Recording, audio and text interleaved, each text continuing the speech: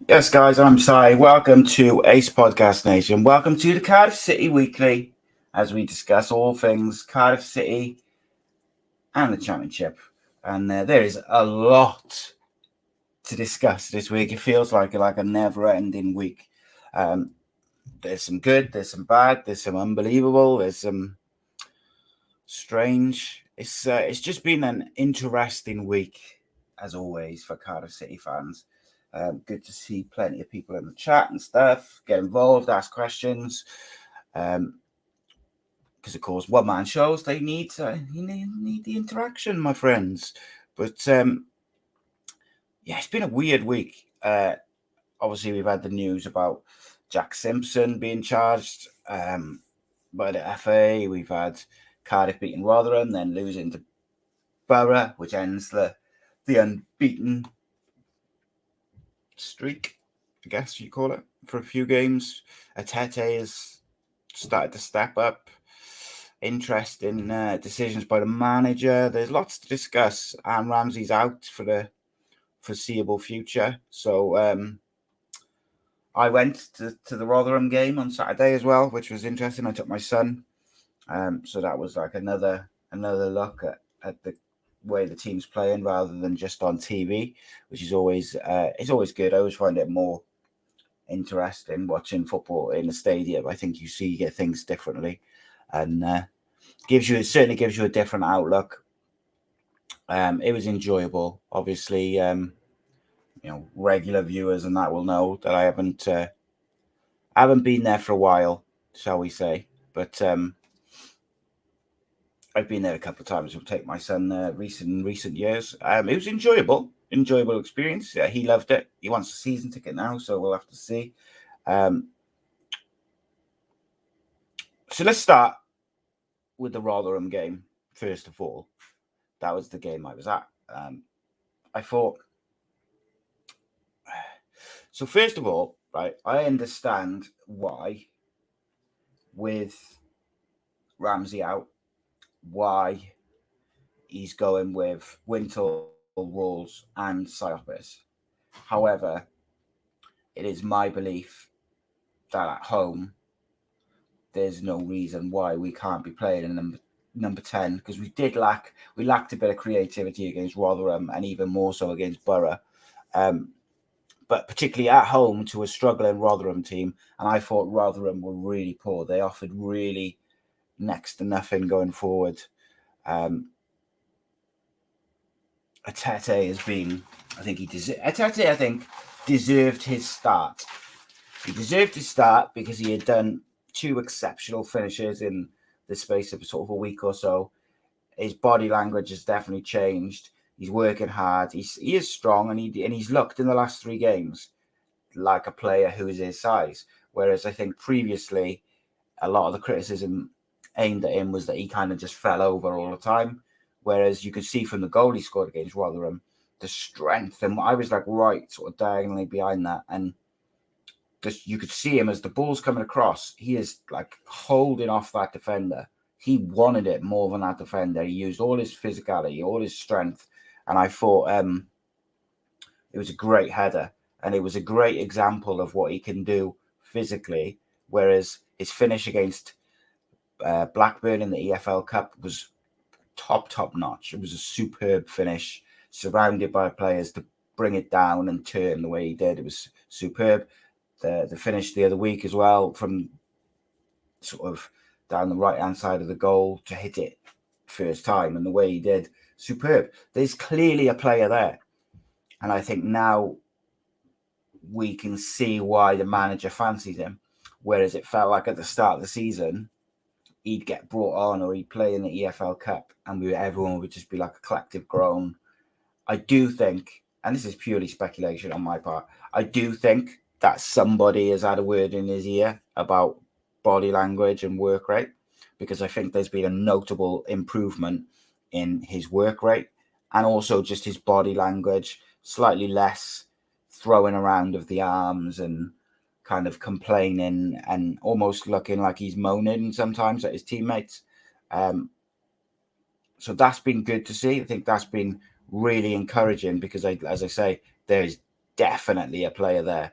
100% there's a player there, and he's clearly quite a good finisher. Like 3 different types of goals, all finished well. And I want to talk a bit about Jamalu Collins and Carlin Grant on Saturday versus Rotherham. In the first half, both of them had a really difficult half.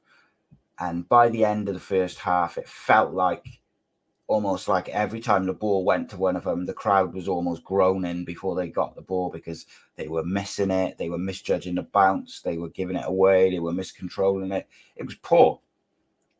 And I thought, I think Collins might have got a knock though. So maybe there was something with that because he did go down. But he wasn't great. But in the second half, I thought Cardiff's improvement came from those two having the mental strength to forget that first half and improve their quality, because Carlin Grant has been one of Cardiff's better players in recent weeks. So I was excited to see him up close and to see him kind of put in that first half display. I was really surprised, really disappointed.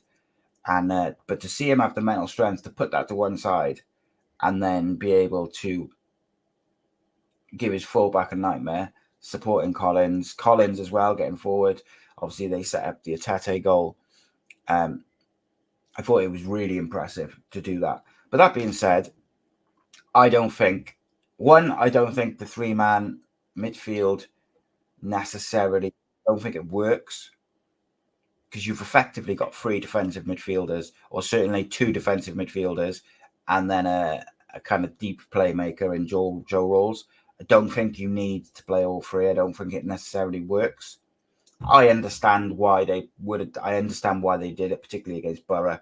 You know, Boro have found a bit of form, is away from home. But I also think we look a bit tired. We certainly did against Middlesbrough. But just sticking with the Rotherham game at the moment, I thought Atete was excellent. I would have liked to have seen Ruben Corwell in the number 10 at home against the struggling Rotherham. Ramsey's out. To me, that's the perfect opportunity to play him in his preferred position. He's shown a good work rate. He's shown good quality when he's being able to play. So I think that was the chance to play him. You know, Mate went off injured pretty early on. Again, is that your opportunity to kind of bring him on? But then look, second half, Ollie Tanner has just had that fullback on toast. Absolutely. Every time he got the ball. And the thing with Tanner, particularly at home, is every time he gets the ball, the fans are on their feet. And he had so much space, even in the first half. He is just high and wide. And a few times, so I didn't think Siopis had his best game on Saturday against Rotherham, but he still impressed me with certain things he does. And my son pointed out to me at one point in the first half, in about 60 seconds, he scanned around the pitch about 10 times in a minute, so that when he got the ball there, and he didn't even have to look where everyone was, he knew where he had that picture, and he knew, and he played a wonderful crossfield pass. But sometimes I'm looking at it, and where Joe Rose had it in the middle of the pitch, sort of just inside Rotherham's half, around the sort of centre spot, and Tanner's like right out high and wide. He's one-on-one. But if they get the ball to him, he's one-on-one with a fullback, loads of space behind the fullback. He is kind of in. And we kept going back to the left. We kept moving it out to the left, or we kept not playing that ball. In the second half, Tanner's high and wide. And every time he got the ball, there's space in behind the fullback. And he had him on toast. He caused all sorts of problems. There's something special with Ollie Tanner. My worry is, historically, is if Ollie Tanner and McGuinness continue to play at the level that they are playing, January, summertime, someone will come in with money, because Mark McGuinness is a good centre-half who can distribute the ball as well. Teams want that sort of centre-back in this day and age. They want that sort of ball-playing defender who can defend. I mean, fucking hell, look at look at United's defence yesterday. It's cost them 3 points in the Champions League. You can't tell me that Mark McGuinness wouldn't have been better than what Lindelof did last night. I'm not saying that, by the way, that he should go and play for Man United. I'm saying that there's teams out there looking for a young ball-playing centre-back who can play. Worries me, because Cardiff will sell at the right price. That every player, except Ramsey, is probably up for sale at the right price. Same with Tanner. He's young, quick, skillful. He's still a bit raw, but he has got something. He's got that X factor, and it worries me. So enjoy him. All I would say to Cardiff fans is enjoy these players while you can, because they will not be there forever unless we get promoted and things like this. I thought Cardiff were, first half, I thought they were decent, controlled it without threatening a great deal. Second half, I thought they were pretty much excellent. Fully deserved the win. They just find a way. Rotherham, Rotherham just had 2 banks of 4, 5, and 5 at some points. They didn't even have a striker up there. They just were trying to make themselves very difficult to play against. Cardiff dug it out. Perry NG, I put a post on my personal Facebook after. He's my hero. Like, the man is so consistently high level, whether he plays centrally, whether he plays fullback, he is just right or left. He is just so consistent, so good, works hard, gets forward, good on the ball. Like, he's a quality player. And to me, right, I'm going to say this, and I might upset some people, I don't know. Like, I question, is Joe Rawls only playing because he's the club captain? So Ramsey's out, because obviously they make Ramsey captain when he's there and Rawls isn't playing. But is Rawls only playing because he wants a bit of experience and he wants the club captain to play? Maybe he doesn't want to insult him and stuff like this. To me, Ruben Colwell should be playing instead of with Ramsey's out at home. And then if he really doesn't want to start Colwell because he's young, blah, blah, blah, then maybe play Robinson. I do like Robinson. I just would prefer him to play further forward than number 10. And Perry NG would be my choice for captain anyway, was my point, in Ramsey's absence. I like Joe Rawls. I think there's a place for him in the squad. I think he's a good player to be able to bring on if you need to control the game, if you're winning, or if you haven't got control in the midfield. I think he's a good player to bring on. I think Siopis has got the best out of him. But I worry with him as a starter. Although, look, let's be fair. When Siopis first came in, it was Siopis and Rawls. And Siopis was definitely getting the best out of Rawls. But I think Wintle has stepped up and been exceptional since. And I think you've got to have competition. You've got to have competition to go over the championship season, because it's such a long, brutal season. And the worrying thing is, against Boro, the players look tired. And I question whether there was room to make some substitutions or just vary up the starting lineup a little bit. So looking at that starting lineup, he's pretty much gone with the same side that kind of finished really on Saturday. Or Tanner came on for Mate. Same midfield. Adams has come in for Collins because he's injured. Apart from that, it's the same. And some of those players look tired. Again, I understand why he wanted to play free in midfield against Boro, because of, they're getting back their form. It's away from home. But could they have varied it up a bit? Could you have put, Romain Sawyers in there or Rinamoto in there to give a bit more energy? Could you have put, if you wanted to play like 3 defensive midfielders and then give Wintle a bit more license to get forwards, could you put Romeo in there just for the freshness of it? But it's interesting, isn't it? We never quite got going. I thought we lacked really lacked creativity in the final third against Borough. I would have liked. I don't know what the score is with Callum Robinson. Like I don't know whether he doesn't fancy him. Is he not fit? Such a weird one to me because I think he's one of the most exciting strikers we've got. Yeah, and Ebo Adams at right back. So I quite like Adams. He impressed me at centre back. And I quite like him as a substitute defensive midfielder to come on and close games out. Didn't like him at right back, but I really like Romeo. Romeo, I don't know what he's got to do to get a game, to be honest. Played well in defensive midfield, played well at fullback. He's good on the ball. He's good defensively. He's good going forward. I don't quite know what he's got to do to be Romeo Dunn, Don't know what he's got to do to get in the game. Right. Will says, how many managers pick Rawls? I think he's an unsung hero who does the invisible work, although saying that he's also not a guaranteed starter nowadays with the quality we have. But mate, my answer to that is, does Siopis do a lot of the stuff, the invisible work that Rawls previously would have done? You can't tell me. I'm convinced that we couldn't have put Siopis, Wintle, and Ebo Adams and Romeo, and they wouldn't have done the same job that Joe Rawls did yesterday, particularly Romeo. We're 4 on the bounce. I agree with this. Reece says, I was surprised, mate. We're 4 on the bounce. Fully expected us to play our game, attacking 4-2-3-1, try and force Borough to change up to defend against us. But we set up to avoid defeat, it seemed.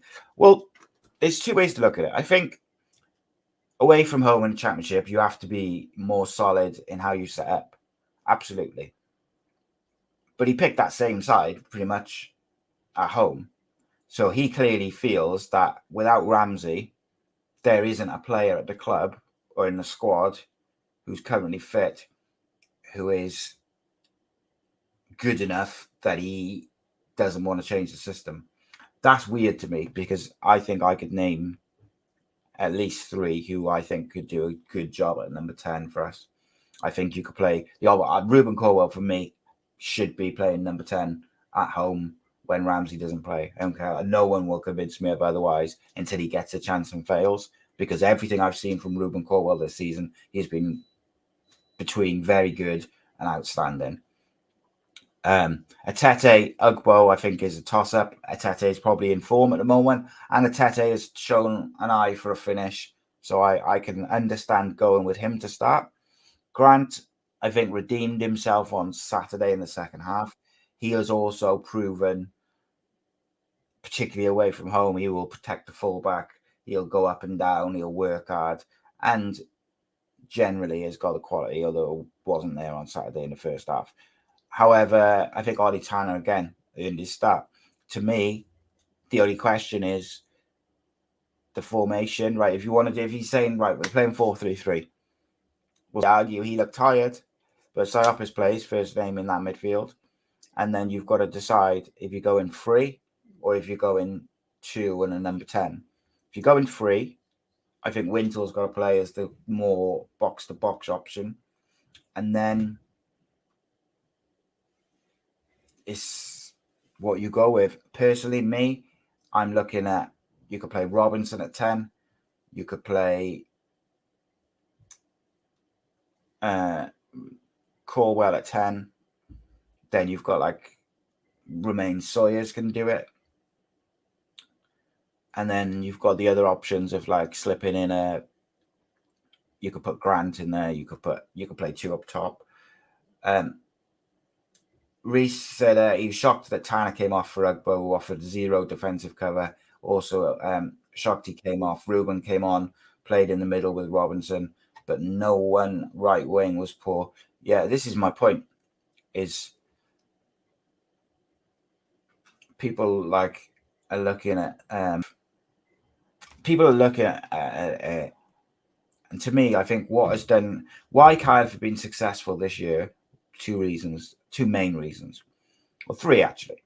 So the first reason, I think, up until recently, the manager has been very not recently, up until yesterday, let's say, the manager has been very tactically clever in how he's gone about setting up against certain teams. Number 2, we've got more depth than we've had for a while. And then number 3, and probably most importantly, we've played round pegs in round holes. We're not trying to fit in a midfielder at left back and this, that, and the other. We've played strikers as strikers, wingers as wingers, etc., etc. But yesterday and Saturday, we've completely changed the system because Ramsey's out. Did we need to change when we're on a successful run? And some of those games have been without Ramsey. Did we need to change our shape completely in the last couple of games and change our formation because Ramsey's not there? I would argue not, because I think we have players who could just slot in as a direct replacement for Ramsey. Not saying they'll be as good as Ramsey, but they would do that job at number 10.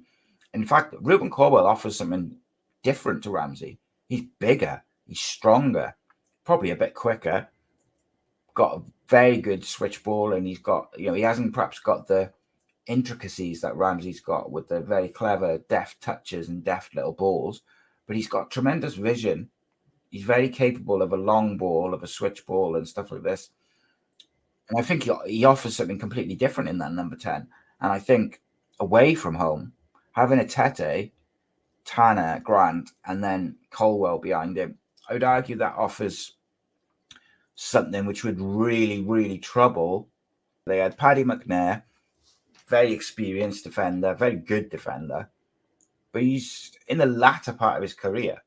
The last thing he wants to play against is strength and pace. So yes, Atete is, good choice, but it's 2 against 1. It's Fry and McNair, and then one of the midfielders shielding them against Atete. We had no support for him in the middle of the pitch because you've got 3 defensive midfielders behind. When you've got a Ramsey in there, like, look, Reese's mum has said there, Ramsey reads the game so well, anticipates things, sees where people are, sees things that other players don't. And I'm not for 1 minute suggesting that Ruben Corwell is as good as Ramsey or can do that. What I'm saying is Ruben Corwell in that number 10 would cause problems for teams because of his own attributes. He'd cause problems in a different way. And I think that 4-3-3 isolates Atete because Grant and Tanner are expected to work back and help the fullbacks. So out of possession, you go for, it becomes like a 4-5-1. But Atete just becomes isolated because you've got 3 defensive midfielders. Wintle tries to get up, but it's difficult. I like Siopis. I just think he's tremendous.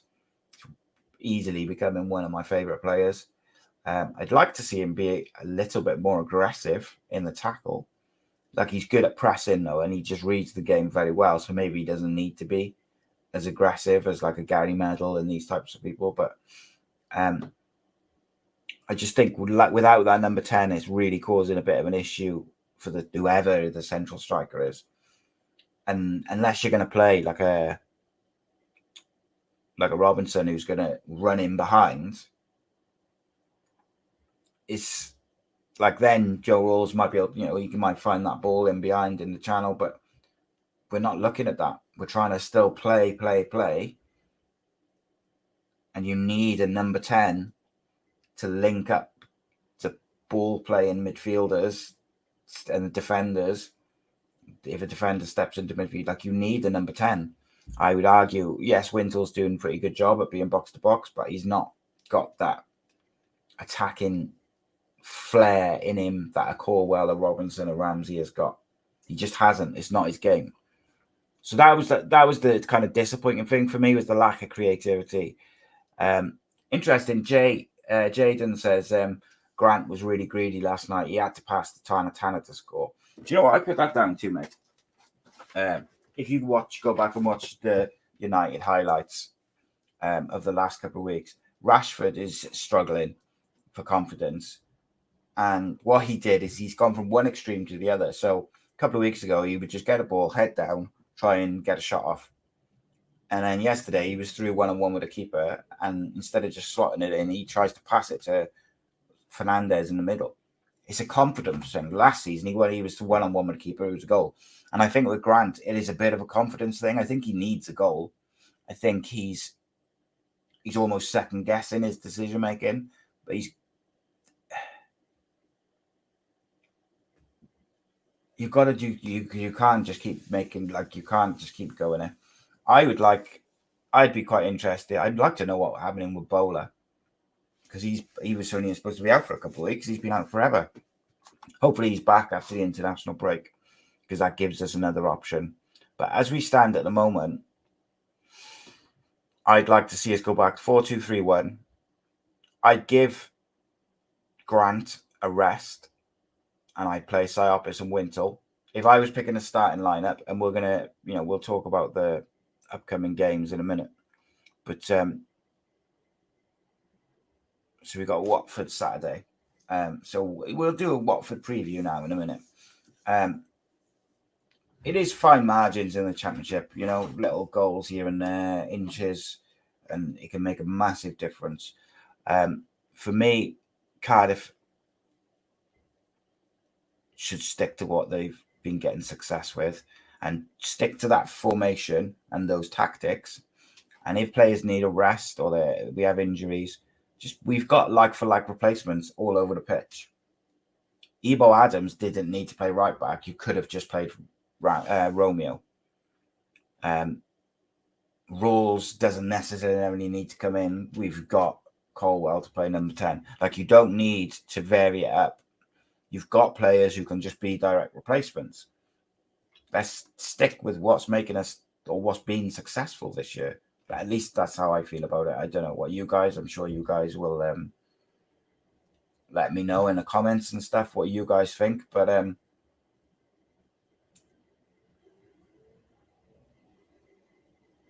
interesting. The Watford situation is mad, man.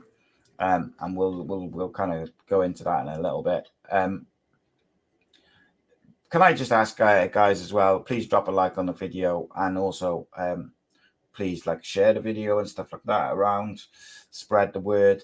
I've got some really exciting news about a new Cardiff City show, which is going to be hopefully filmed elsewhere, and it's going to be live, and it's going to be a fan show and stuff.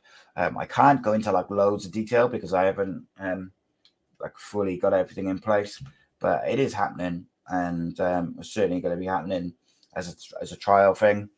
So I hope you guys will all support that, and obviously the ones who are able to get into Cardiff and stuff like that to get involved.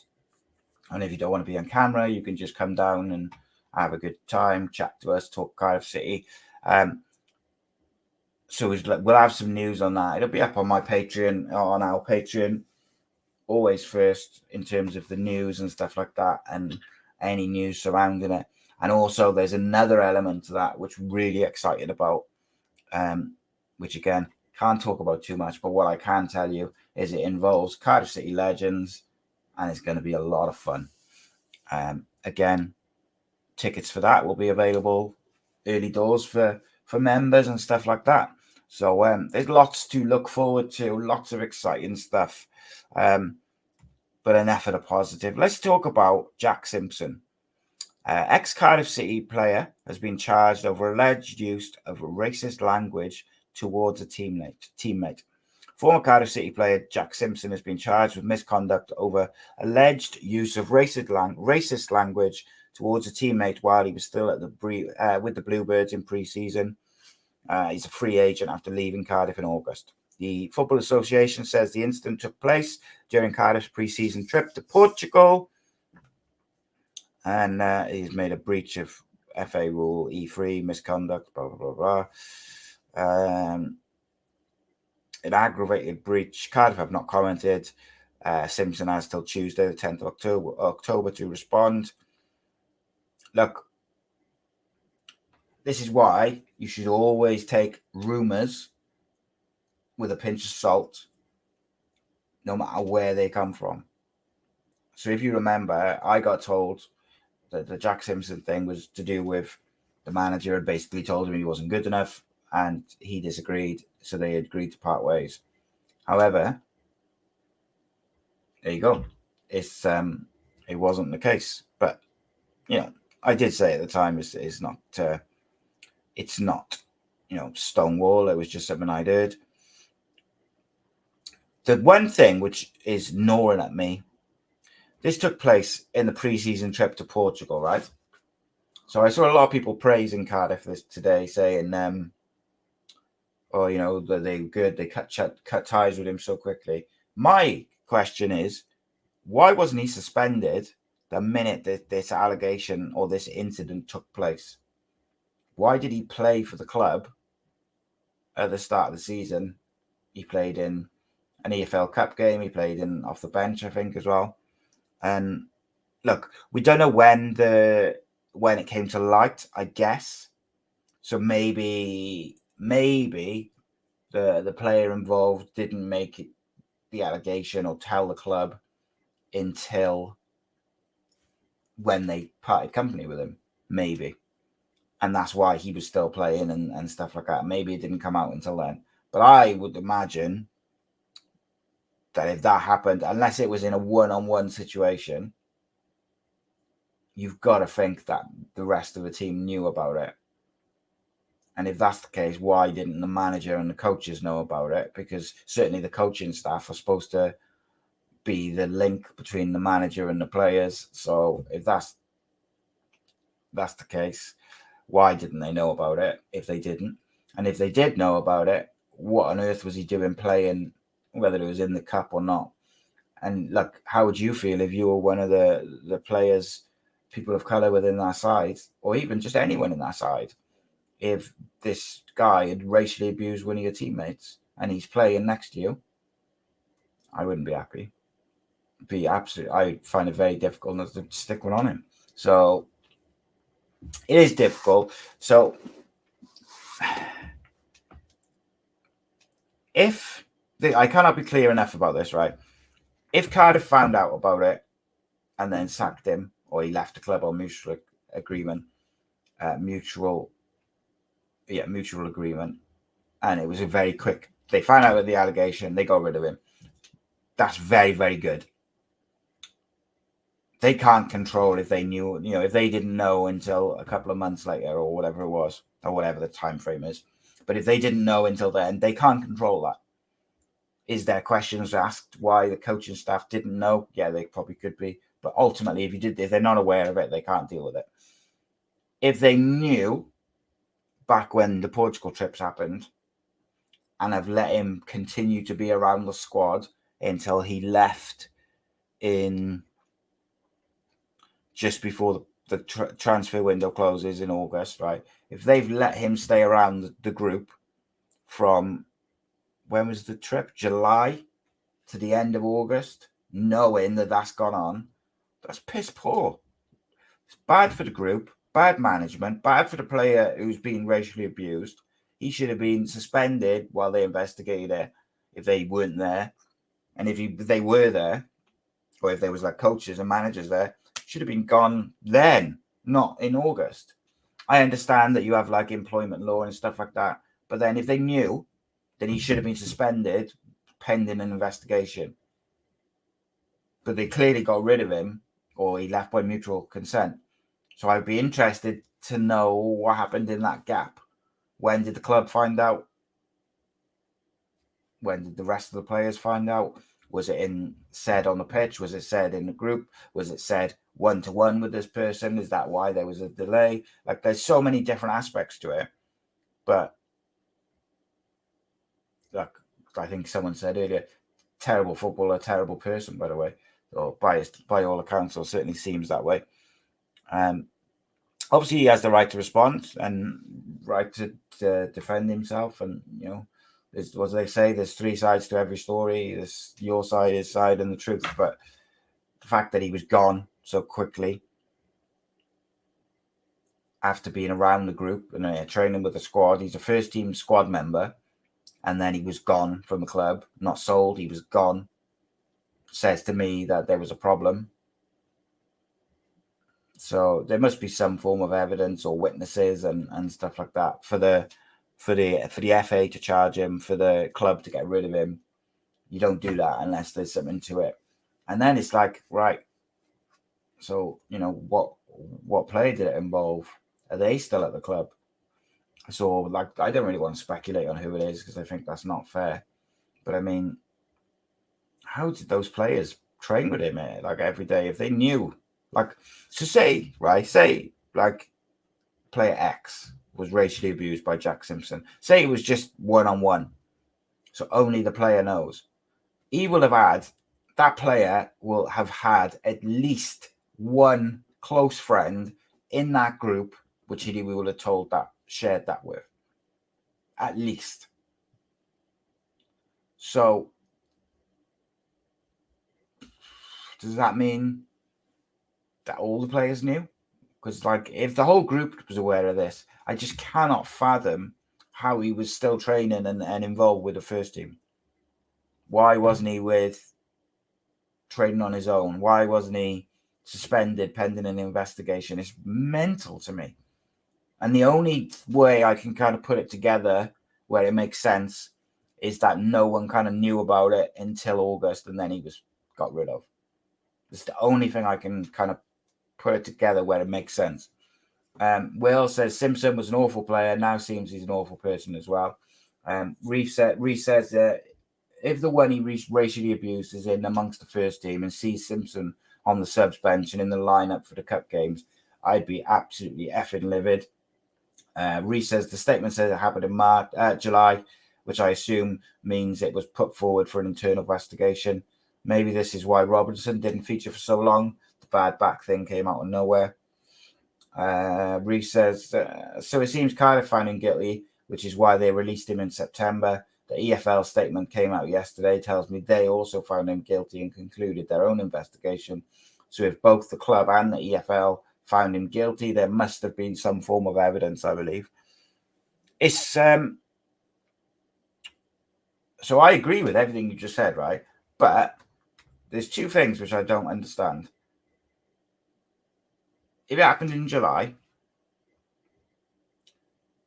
and the club find out and there's an internal investigation, like, he cannot be training with the first team until that investigation is over. He just can't. You can't have a member of your squad suspected of racially abusing another member of your squad and just say, oh, we're looking into it, and then let them all train together. You can't do that. They have to be separated. Unbelievable. And it's the only thing which makes sense to me is that the club weren't aware of it until a bit later, because I can't believe that they would have just allowed him to carry on training. And look, it might be that due to employment law and the unions and all this sort of stuff, maybe, they couldn't suspend him or whatever, but they can make him train on his own. They can not pick him for squads. They can isolate him from the group until the investigation's over. They don't have to let him turn up to training every day and train with the same player that he's just racially abused. Like, how does that player feel? How does his mates feel? How do all the people in the squad of different races and religions feel about having to train with someone in their team? Like, and is that why Cardiff got off to a slow start? So, I mean, I'd say now they got off to. I think Cardiff ultimately have got off to about as good a start as we could have expected from the games that we faced. So it clearly, I don't know. It's wild to me. Will says he's gone. He's been charged. The only came out in official release after the investigation. That's the proper way to deal with it. No press leaks, etc. Just get it done and release a statement later. No, I agree with that, mate. 100%. I think the way they've kept it private and dealt with it, that side of it's good. I think my problem is that there's a period where he was training and playing with the first team squad when he perhaps shouldn't have been. I don't know. It's a weird one for me. Right, to finish off then, my friends, we're going to do a little preview of Cardiff City versus Watford, and we'll have a look. There's no way I'm going to have time to record one, so we'll do it now live, and we'll go with that. Let's have a look. A looksy looks. Watford is an interesting conundrum, isn't it? When you look at where they were not so long ago. They're struggling just outside the relegation zone. Lost again, or they're losing at the moment to Sunderland. They've backed the manager, giving him a new contract, which is an interesting choice. Absolutely decimated by Leeds, beaten. They did get a result against Birmingham. They're fighting. I give them, they drew with Coventry 3-3. They beat Birmingham 2-0, 2 late goals. So I give you after against 10 men, but they're fighting. And but I think it's clear that they're not having the best of times. Okay, so to me, they went out to Stevenage in the EFL Cup. To me, they're there for the taking if Cardiff picked the right side, and I think that's important that Cardiff pick the right side to go with this game. It's a home game, and ultimately, I think Cardiff have got to maybe stop worrying about their opponents so much and get stuck in and play their game, play their football, because I believe that Cardiff have got something that I think they can trouble teams. We play a real nice possession-based football, but you need to be able to move that on from not just pretty passing, but also creating chances. So just looking at Watford, how they've sort of lined up in recent weeks and stuff, I think let's just bring that up there. Obviously, Tom Ince has been a thorn in Cardiff side sometimes in the past. Bayo up front is good, and I really like. I can't pronounce his name, but two of them midfielders, Sirialta and Daddy Bashiru, who play as part of a three, and they normally line up in a 4-3-3. Watford, they've got some players who could cause us some issues. They got the likes of Jake Livermore and people on the bench as well. I think I would like to see Cardiff. I think you need to. So Watford will flood the midfield. They'll play 4-3-3, and Ince and Chakvadatsa will drop in off the ball to make it a 5, and Bay will stay up front. They will keep the central areas quite congested to try and stop us playing. But that suits Cardiff if they line up right. And I think, look, it's a home game, last game before the international break. And if Cardiff can get a win, if you look back between the two international breaks, I think it's been a very successful period for Cardiff if they can get 3 points versus Watford. So the way I would line up, if I was picking this Cardiff side to face Watford, I think Alnwick in goal picks this off. Obviously, maybe depending on some injuries and things like this, you might have to switch this up. But if we assume the injuries are as they were last night, for the sake of argument, this is what I would pick. I'd pick Alnwick in goal. I'd pick NG left back, Romeo right back, McGuinness and Gutas. I'd pick Siopis. I would go Siopis and Rawls at home.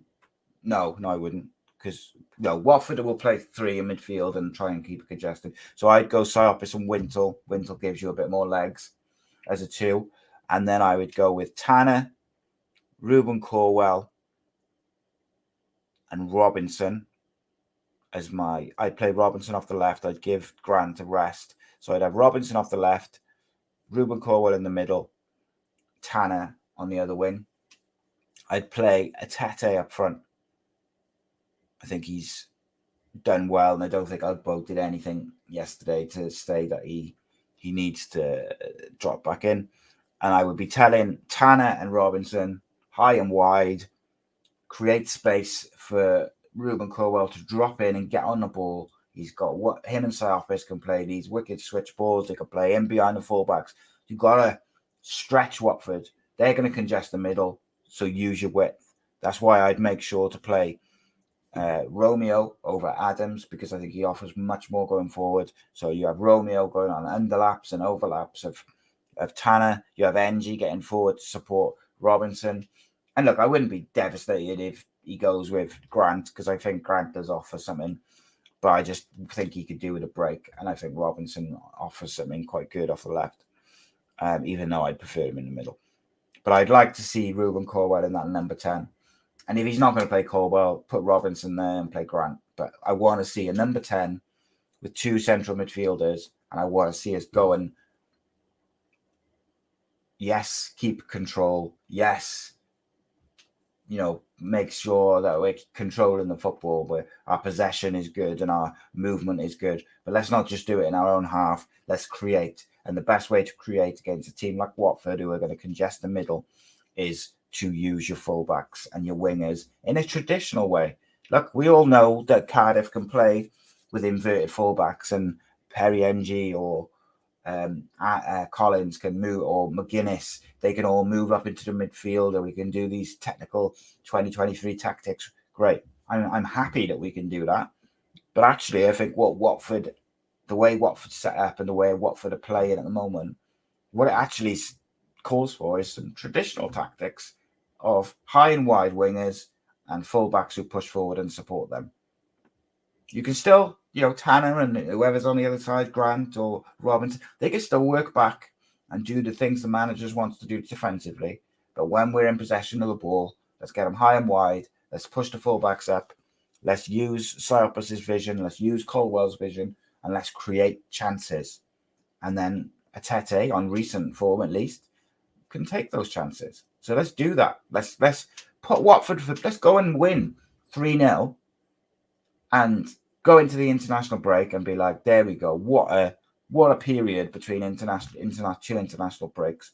Wow, what a start by Cardiff City at the start of October. They'll be flying high in the playoffs and great confidence. Hopefully Ramsey's back after the break. Hopefully Bowler's back after the break. Hopefully Collins is back after the break. Get some players back. But let's finish with a bang. Let's get the fans up on their feet. That's what I would like to see. Let's see what you guys think. Reece says we need to step away from the 4-3-3 sort of formation. It's too deep, not expansive enough. We need a number 10 to find pockets of space and get the team up the field. Agree. Crazy to think how far ahead Ramsey is compared to the rest of the team. It's just his natural ability to read the game so well. Yeah, I agree with that 100%. But I'd argue that Ruben Corwell at number 10, I'm not saying he would do the same things as Ramsey, not saying he's as good as Ramsey or anything like that, but he offers something which will trouble Watford. And also with Watford making that congested, maybe his physicality and his size will help. Will says, as long as we don't lose the ball to Watford on Saturday, I think we're in a good place with players coming back after international break. Yeah, there's players to come back. They're 4-3-3. Their front three don't do defensive cover, so we can overload the midfield with a 4-2-3-1, spread the width, force them to press us, and tire them out. Wintle and Siopis. Yeah, I think Wintle and Siopis is the two to go. And Siopis is very, very good at drawing on the press and releasing it at the right time. He's very clever. McGuinness is good at that as well. But Gutas has impressed me as well since they've switched sides. Been very impressed with them. For me, the danger man for Cardiff City is Ollie Tanner. The man to watch, Ollie Tanner. He's in great form. He does need sometimes to add that final... the final decision, because I think he makes the right decision, that final execution of his decision making. Sometimes he'll beat the man, he chooses the right ball, like a pullback or a cross or a shot, but he doesn't execute it well. We've seen he can do it against Swansea. We've seen him setting up goals, like he can do it. I want to see a bit more consistency from him, but he's the danger man for Cardiff, particularly at home. I really hope to see Ruben Corwell get a start on Saturday, I've got to say. I think it's a good game I think it's the perfect game going into the international break for him to show what he can do. Will says, I'd like to see a 4-1-2-3, which is Anwick in goal, Romeo, Gutas, McGuinness, NG, Siofis on his own, and then Colwell, Robinson, Grant, Tanner, and a Tete or Ugbo coin toss between the two. That is a very, very attacking team, mate, I've got to say. But I don't hate it, but like that is, that's an attacking side, man. Trying to work out where you're playing everyone. So you got the 4. Siopis is the 1. And then Colwell and Robinson with the 3. Interesting. Anyone who wants to have a look at Will's team, that's his team there. But yeah, interesting. All right. Reece says, I was asking if it's is it natural ability to read the game so well, mate, or can it be taught in regards to Ramsey? I think like you can coach players. So I'm doing a lot with my boy at the moment in regards to knowing what's around you and scanning when you're waiting for when you're making a run or when you do is like scanning the pitch, knowing where your opponents are, knowing where your teammates are. So if you have a good first touch or even a first time pass, you can flick it over there, you can cross it over there without having to stop it, look up, that sort of thing.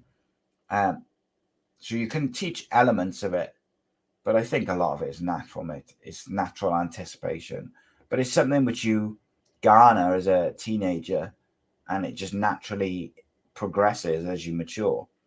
I don't think it's necessarily something you can teach, but I also don't necessarily think it's like something you're born with either. I think it's something which naturally progresses depending on your personality, depending on how you view football.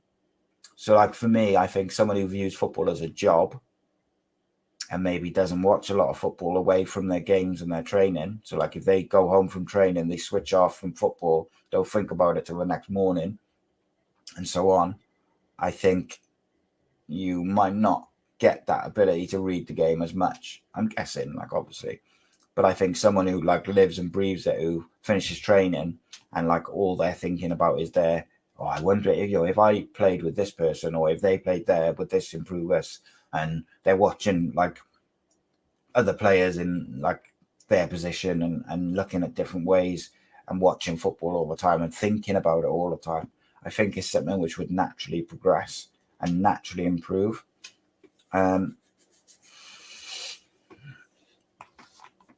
Reece says Colwell can't do the defensive work. Thinks Siopis would get overrun. Yeah, that side which Will put up just like worries me. There's not enough like Siopis. Like if you even look at Casemiro, one of the best defensive midfielders of the modern generation, where United have tried him as a 1. He's just got overrun by every team, not even just the top teams, every team.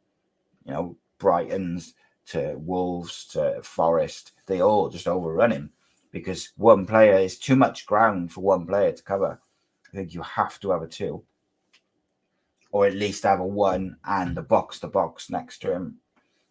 You don't necessarily have to have a double pivot, but I think you need to have one holder and then one who's going to be the legs, who's going to go up and down, and then the holder can sort of sweep up a bit. Will says, let's go for it. Cyrus is good enough to protect the back 4 on his own. 5 defensive, 5 attacking players. Reece says, to be fair, well, the 4-2-3-1 offers 5 and 5. Box-to-box man goes further forward to become the 5th man on the attack, while the ball-winning midfielder becomes the 5th defender.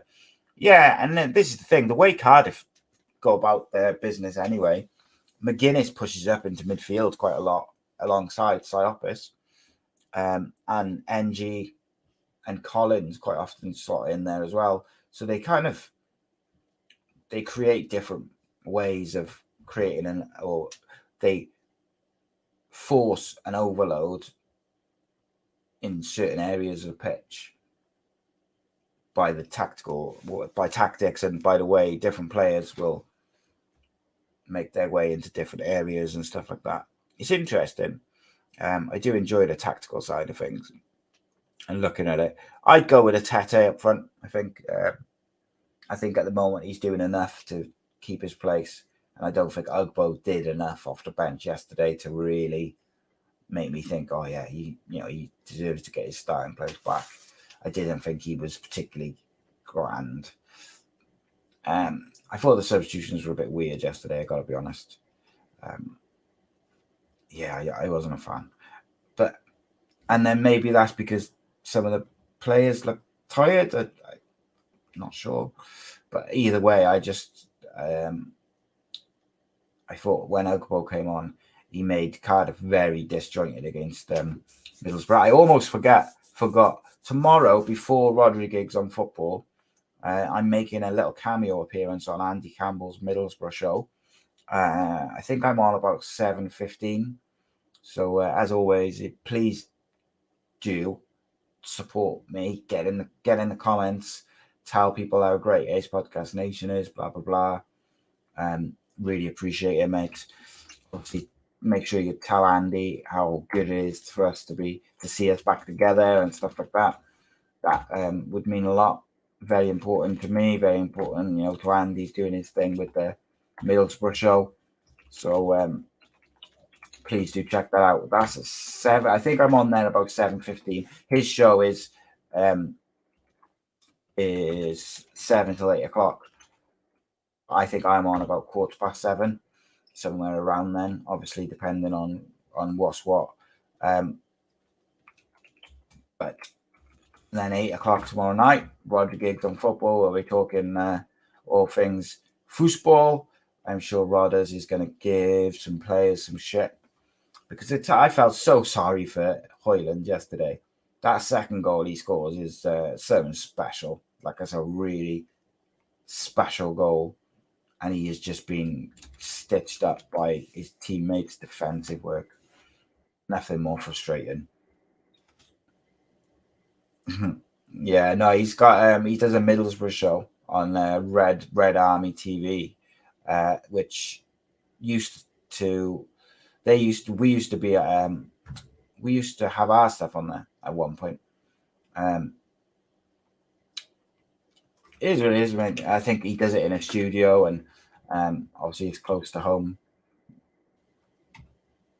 It is what it is, mate. But he knows the door's open. I reminded him again the other day. The door is open always. We got some special stuff coming. That's all I can tell you is there's some really, if you're a Cardiff City fan, a football fan anyway, but if you're a Cardiff City fan, I have got some super exciting news things going on, which is just like going to be so much fun. And you won't get those opportunities for such kind of intimate shows and that type of thing, live shows anywhere else. You just won't. We're definitely going to be talking about VAR tomorrow, mate. 100%.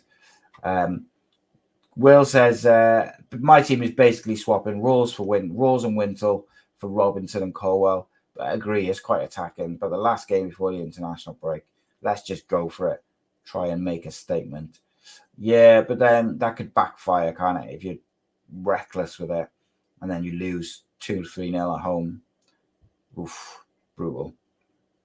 And let's have a look. Reese says, isn't it great to be going into games now expecting to win again?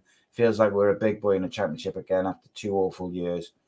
Used to talk about how to avoid defeat last season. Now it's how to set up to win again. Yeah, I wouldn't say we're quite back there, mate, yet, but we're certainly going in the right direction. It's early days for Baloo, like he's building. Heard some really exciting rumours about January. So really looking forward to that. Reese says, onwards and upwards for Ace Nation. Will says, looking forward to the new stuff, mate. Think it'll be amazing for the channel, assuming it all comes off. Yeah, I got a meeting tomorrow. I'm recording episode 1 of My Story Season 6 at Eat Sleep Media, and then I'm going to a meeting to tie some stuff down. And we might be doing the tests next week, but we'll see. we'll see how it pans out, but very exciting nonetheless this week. It's been a lot of fun.